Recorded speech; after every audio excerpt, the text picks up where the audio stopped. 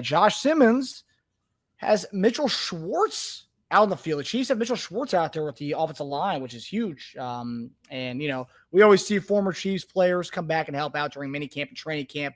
But this year we're seeing Mitchell Schwartz, former All-Pro right tackle, out there helping. So Josh Simmons is getting a crash course from not only Andy Reid, but from Super Bowl champion Mitchell Schwartz. And here is what Josh Simmons had to say about the knowledge he's getting from both Andy Reid and Mitchell Schwartz. Really, he's been kind of, talking to me every day after every practice, giving me tips, and Mitchell's out there, so he's kind of been putting me together with him and just kind of being a really good support system for me. How's that helped you? A lot. I can kind of, he'll give me tips and tricks on what to do on this play, or, what Pat might do on this play that can set me up for a different angle on this play, so definitely to help. So, JD, obviously, we talk about, Tamba being involved with Karlaftis, a lot of the veteran guys who come back and help, be it on the field with the Chiefs or outside like Tamba. But how valuable is it to have, for a rookie like Josh Simmons, to have a former All-Pro, a guy who did it at a really high level with the Chiefs, out there helping and kind of in his ear and helping him out, and, kind of mentoring him at this left tackle spot, even though it's a different position altogether from what he played, but still he's mentoring him at tackle position. And also, too, what kind of edge does that give him? Just, he kind of mentions here, like pretty much talking about what Pat likes and what to think when Pat is thinking this. Because I think that's a huge component to it as well that a lot of people don't think about when we think about offensive linemen, is kind of adjusting to your quarterback. So when we say different position, okay, what we're meaning is you are more prone to be more dominant on one side. So if you play left tackle more than right, you're going to be more dominant on your left side. Your hip's going to be turned a particular way.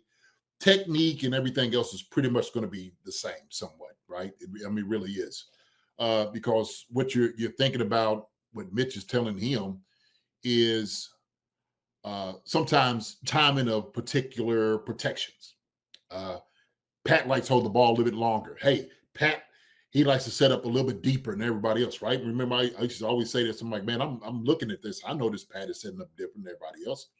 He may like to step up somewhat on particular plays.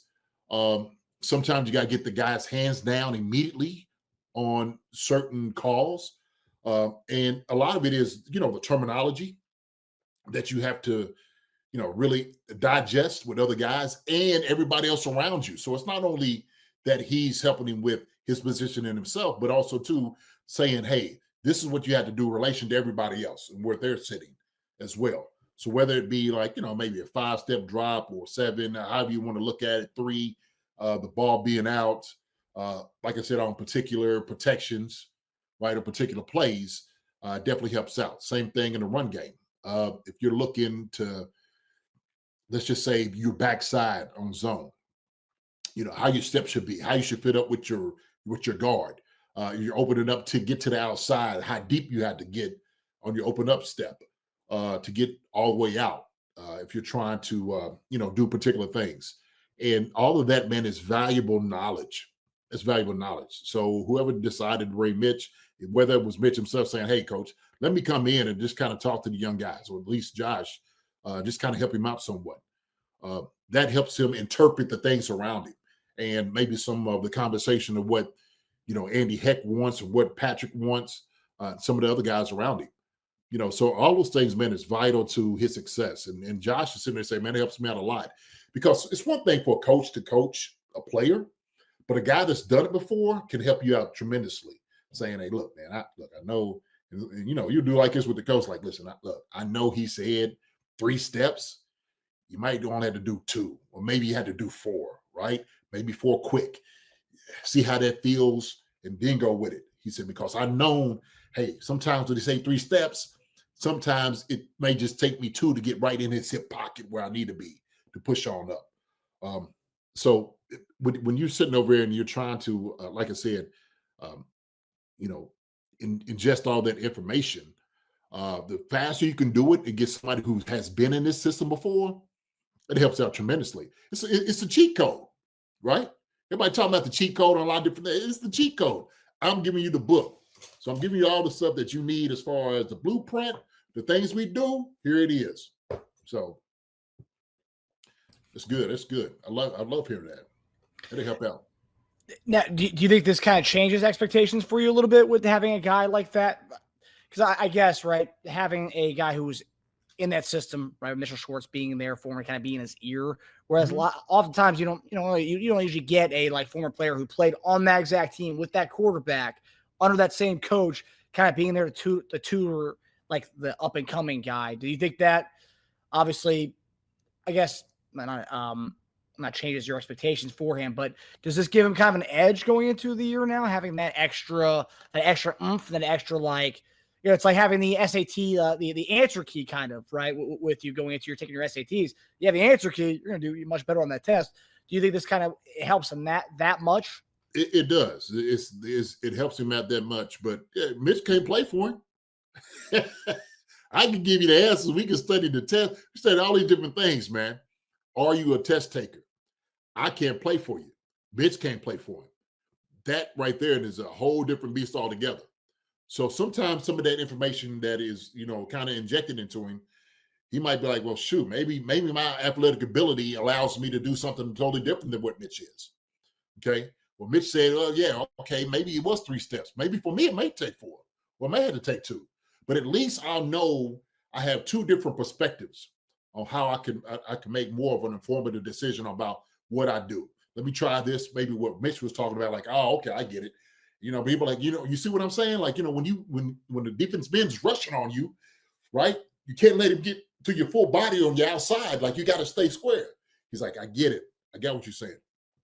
And this is something that's totally different than it would be in college, right? Because he's not going against somebody that is taking international finance. He's going against somebody who's trying to rip your head off, who's making $30 million on the other side of you, right? And, I don't know anybody in international finance is making that. So unless they're doing some other stuff, for sure. But, I love it. It's always a different major. Oh, yeah. Yeah. Hey. One thing that's interesting, right? Because everyone's talking about the Josh Simmons aspect of this, because obviously Josh Simmons talked about having Mitchell Schwartz. I think one part's being kind of lost in this whole thing of having Mitchell Schwartz there is the guy played right tackle, right? And I know talk about technique wise, it's all the same, right? It's just all about lining up where your hips are lined up. But talk about the right tackle. This guy was all pro right tackle, probably one of the better right tackles we've had in the Chiefs over the last 20 years, I would say. One of the better ones. Juwan Taylor. Now, let me ask you this. Having Mitchell Schwartz, it can help him, right? Juwan Taylor. But let me ask you, so Simmons, it's his first year, right? So he's still kind of like, he's a sponge, right? He's taking it all in. How much different is that than Mitchell Schwartz giving his kind of wisdom to Juwan Taylor, who's already been in the league for a good amount of time? Is that going to be kind of receptive? Is that going to be kind of received the same way as Josh Simmons is appreciative of it versus Juwan Taylor, who's already been around the block, taking that in a little bit? It depends on the person. I think it really does. Somebody who's been in the game before and gives you some information, and you say, hey, man, I seen you do this. Like, tell me what you're thinking, when somebody comes to you. And it maybe be somebody Mitch might have seen before, and he's dealt with himself. And, what do you think? And Juwan, which seems like a very receptive guy, absolutely would take it. Like, yeah, man. So like he said, when I'm sitting over here and I'm sitting him back and I'm at 3 yards and I'm kicking out a little 3, sometimes it feels a little, I'm a little rushed. It's like, yeah, it does. And I see you kind of doing that. So he said, man, Mitch is kind of giving his perspective, right? So you'll see somebody like Andy Heck, but you'll see a guy who's actually played your position before, and you'll listen to it. I was talking to a guy yesterday, Derek Miller, here used to play at the University of Kentucky. Bad boy, man. This sucker could shoot the ball, man, play some hoops. But he's from down there in Georgia, man. And one of his buddies, best friends, is Eric Green, E. Green, tight end for the Pittsburgh Steelers. And I every time I see Derek, I said, man, you got to tell E. Green, man, I said, what's up, man? Tell him JD said, what's up. And I always tell him all the time, I said, man, E. Green would be in my ear every time I see him. I had to go over to just show him the love, because when I would see E. Green out there playing Pittsburgh or whatever, he would always give me words of encouragement. He would always give me something that I could do better as a tight end. I'm going to take that. I'm going to take it all day long. And so if E Green's telling me about something, maybe that my technique wise, running the route or setting the guy up, absolutely, I'm listening to E Green, and I was so grateful for it. I was so grateful for it. Only somebody who is as arrogant, narcissistic, almost you can't even communicate with would not be receptive to something like that, right? Ego driven. I think guys like that are more than, yeah, man, I got it. Thank you, appreciate it. Okay, all right, I got you. And so sometimes you gotta feel guys out, right, to see who guys are. I mean, and it does take that. Hey, man, oh, Mitch, how you doing? And you go and introduce yourself and say, man, tell me some of those things. And he might tell you. You might get into it and talk about it. So I think it all depends on who the person is, Marcus. It really does, right? Yeah, I'm sure you've had, people come up to you, and you probably talked to some younger people, maybe in the media before, right? Over and giving them some pointers all the time. Yeah. Yeah. So it depends on the dude who's receptive. When some dude like, yeah, man, I got it. Okay, appreciate it, man. You're like, okay. Yeah. Well, what's the thing too? It's like from the younger guys with media, the TikToks of the world, and different types of viral media that they have better insight in. Even still to this day, as we kind of continue to grind in this whole YouTube scene, I'm still learning all this stuff all the time, and I'm contacting people who are involved in viral media and the vertical platform and stuff. So I'm learning from the young bucks as well as the older fellows too. So like, yeah. I guess it depends on the type of person, right? Because not everybody, some people are stuck in their ways, as Justin Blackwell says that he thinks that Taylor may be stuck in his ways, but it depends on the person, because not everybody is, is like that. Look, everybody wants to be successful. And if somebody who's played the position at a high level, all pro, sees something that you can get better at, I would say he probably work on it. I mean, like I said, it depends on the person. So his habits might change a little bit. He's like, okay, Mitch said do this. So let me see if shoot my hands a little bit faster is something different. And I can remember this. I remember, okay, I know talking too much about this, but I went to the Ravens when I was coaching at Kentucky State. And my tight ends coach from Philly was up there with John. So went up there to go see him, go check him out. So go to the facility, man. I see Juan Castillo. I think his son is on the staff with the Chiefs right now in the player personnel. But I was out there on the field with Juan, and we were just kind of talking. I know Juan is a hard worker. He's one of the best offensive linemen, detailed that you could possibly get. And over the time, Juan, from where I knew Juan when I was in Philly to where I seen him when I was in college as a coach, talking to him, he just garnered more knowledge. And he was telling me, he said, yo, JD, it was couple of things I found out. And I just seen just working with different guys. And he was just like, he told me some things as far as putting your hands, when to shoot your hands and stuff like that. I was like, oh, wow. He said, yeah, And he was talking, I'll tell y'all. He was saying, instead of anticipating a punch coming, he said, go ahead and punch your hands immediately on 3 steps. He said, because what would end up happening, he said, when you just go ahead and punch, usually a defensive end will start doing this. He'll start flashing his arms to knock your hands down. He said that would eliminate you guessing when the defensive end is going to do it. So go ahead and shoot your hands now. So you set him up. You set where you want him to start his going through the knocking your hands down and stuff, like his technique. I was like, wow. He said, and just make that consistent. When you make that consistent, it's almost like a Pavlov dog, right? Like, you start, when you see a bone, they go, and his defensive end, as soon as he hit hands, here I go, right? So that's kind of the deal. But I'm saying all of this to say that having an older guy to help any guy should help tremendously. And they should be thanking them for the help that they're giving. They should be thanking them for the information that they're passing along, And so I commend whoever it is that decided to bring Mitchell Schwartz in. Seriously. Somebody had said this on here, Mitchell and Jeff, we need to get together. I wanted to get them on the show, man. I like to talk to them dudes, man. Seriously. You know, both of them look like cool cats. So Yeah.